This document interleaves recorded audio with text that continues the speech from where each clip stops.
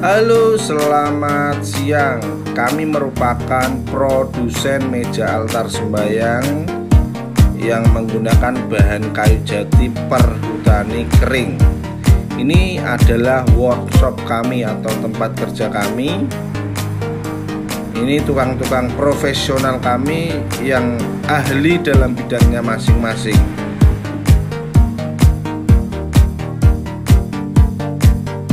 Ini tahap finishing atau tahap semprot top coat. Kami menggunakan bahan-bahan yang berkualitas baik, jadi menghasilkan kualitas altar yang sangat-sangat baik.